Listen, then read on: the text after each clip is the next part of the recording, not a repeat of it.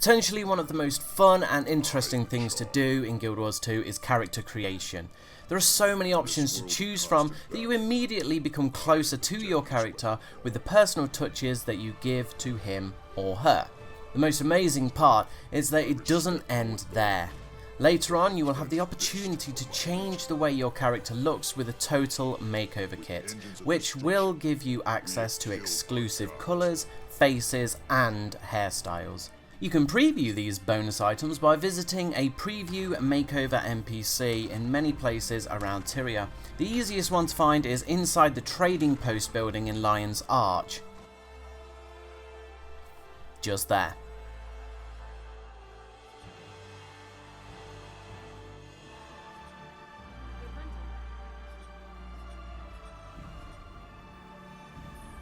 In the character creation screen, you will first have to choose yourself a race. It doesn't really matter what you choose, so just go with whatever looks most appealing to you. Each class will have its own racial skill to use, which could factor into your choice of class, but honestly, I don't think anyone uses racial skills, so don't even worry about it. Just a heads up that within the game you will hear a lot of people saying that Char are horrible when it comes to jumping puzzles. I personally would agree from experience. I personally don't like doing jumping puzzles on a Char. I find Human and Azuran easiest to do jumping puzzles with, however, there is no difference in the jumping mechanics between races, so this is all speculative and down to personal choice. Next, you will need to choose a class. Those of you who don't have the Heart of Thorns expansion will not have access to the Revenant, but all the other classes are yours for the taking. So what will you choose? Well, it's entirely up to you, but you should keep in mind what you intend to do most in the game. Keeping focus on a main is always a good idea, but alts help a lot for those tricky situations. Each class has its pros and cons, so choose one that suits your playstyle best. My personal advice for a new starter would be Warrior or Necromancer, for the simple reason that they are probably one of the simplest classes to play for you to get a feel for the game. So you've chosen a class and made it look absolutely gorgeous, and now we are moving into the story building. I personally tend to build a story around the way I have designed my character. For example, my warrior is a nobleman who lost his parents, etc, etc. But what relevance does this have to the game? Well, for those of you who fell for the Guild Wars 2 marketing ploy that this game is centered around make your own story, I'm afraid I'm going to disappoint you. At character creation, the choices you make will affect the opening of your game's cinematic. It will also affect the missions you get after the initial introduction mission.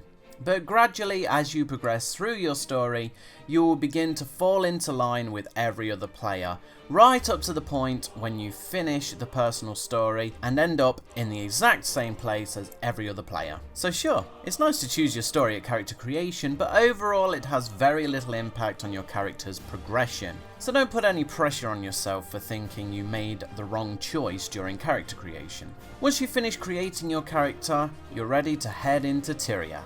As promised in the previous video, it cannot be stressed enough how important it is for you to join a guild as soon as possible, for some very obvious reasons. You get free XP boosts from the guild hall, you get support from your fellow guildmates, you get free nodes, you get waypoint discounts, and so many freebies! All these things will help you on your way.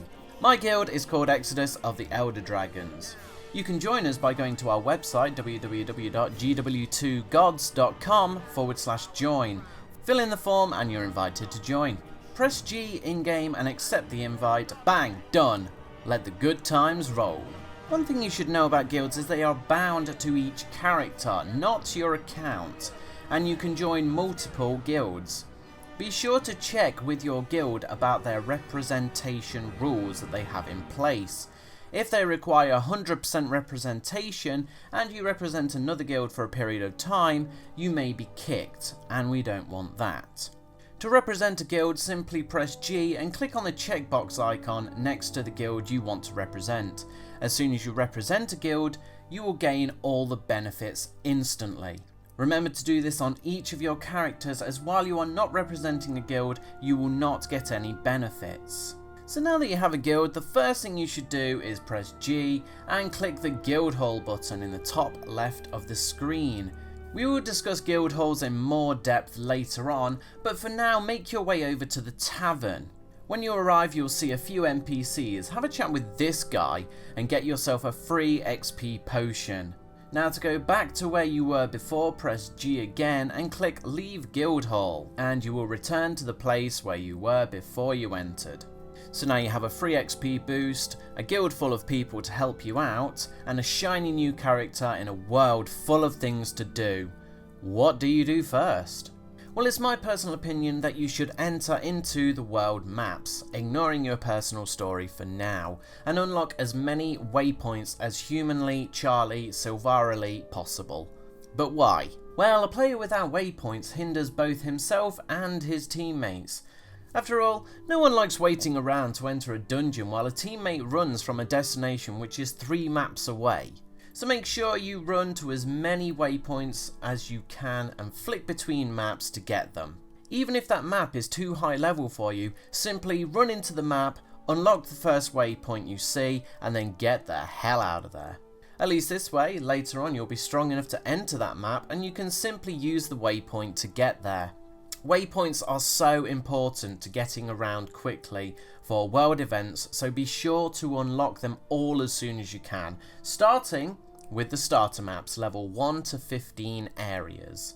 You'll probably want to get each of the towns first and foremost for the waypoints, as there is no threat for you there. To find your way to these places, you should make your way over to Lion's Arch. Would you like to know a simple way to get to Lion's Arch? Sure you do. In the game, click the crossroads button at the top of your screen. This will open the PvP lobby window. Click Enter Lobby. Once you're in, you will need to complete the PvP training exercise, which only takes a few minutes. Once it's complete, you'll find yourself in a place full of people. Right in front of you, you'll see a portal. Run through it and you'll be in Lion's Arch. Neato. Or if you can't be bothered with that, you will find a portal to Lion's Arch within your starting town of Radsum, Divinity's Reach, the Black Citadel, the Grove, or Holbrack. But why not unlock the PvP arena while you're at it? From Lion's Arch you will find an area, just here, that has portals to each of the main cities in the game. Go to each of them, unlock the waypoints, and then venture out into the level 1 to 15 zones. On your travels to unlock those all-important waypoints, you'll notice the game keeps making a dinging noise. Yes, like that. And lots of things happen on the right side of your screen. Does someone love you? Well, these are renowned hearts, little side quests for you to complete, and upon completion, you'll get a nice bundle of XP and karma. What's karma, you say? Don't worry about it. It won't really help you out just yet. Later on though, that's a whole new ballgame. For now, just save up your karma and pretend you never saw it. Ignorance is bliss. Each renowned heart will ask you to do something different. Some of these challenges are fun, others not so fun, and the rest are painstakingly arduous. Don't worry if you get to a point where you're contemplating throwing yourself out a window, it happened to all of us. If it's just too much of a ball ache to complete or you're losing your sanity, just leave that heart and move on to something else. Right now, all you need to focus on is leveling up. The quicker, the better, so wasting your time on annoying heart quests is not worth it. What the heck just happened? I was casually walking through this nice little settlement, then an explosion and now everyone is dead and monsters are swarming at me. Calm down, dear. It's okay. This is probably just a dynamic event. These events pop up all over the place and are your chance to shape the world of Tyria. If only for the next 5 minutes before the event change starts all over again. Stick around and kill enemies, collect items from an NPC, or do whatever it is that the description is telling you to do on the right side of your screen. Some dynamic events have a time limit and others will just stick around until someone comes along and completes it. It's up to you if you want to complete the event or not. Other players will usually be around to help you out, but if not, just check the dynamic event description doesn't say group event. If it does, don't be a hero. Don't try to do it on your own, because it will usually result in a horde of enemies jumping up and down on your rotting corpse. Something you should know about dynamic events is that they scale. That means that if there is only you in the area, it will be done a lot quicker than if there were 10 people in the area. For example, if you're alone trying to collect apples for the baker's wife, she will only need a total of 8 apples. But if another player shows up, she will scale up and the player will also need to hand in 8 apples. Thus, the event will require 16 apples in order to complete, as opposed to just 8 if you were alone. This can be annoying, or it can be a good thing. A time-smart guy would hand in a few apples and then promptly piss off, leaving the other players behind to finish off the event. As you took part in the event by handing in some apples, you will be rewarded for completing the event, even if you are halfway across the map. As long as you stay on that map, you will be rewarded. The rewards are usually just some XP and karma. Again, forget about karma. But on some occasions, depending on what the dynamic event is, for example a world boss like the Shadow Behemoth, you will also get a little chest pop up above your minimap which will contain some goodies for you. So along with waypoints and renowned hearts, there are also these little squares and red triangles all over the map. Well, if there wasn't already enough to do, these are just another thing for you to run around collecting. All you get is a little bit of XP for it, so I wouldn't go crazy about them, as some vistas can be a pain to get to.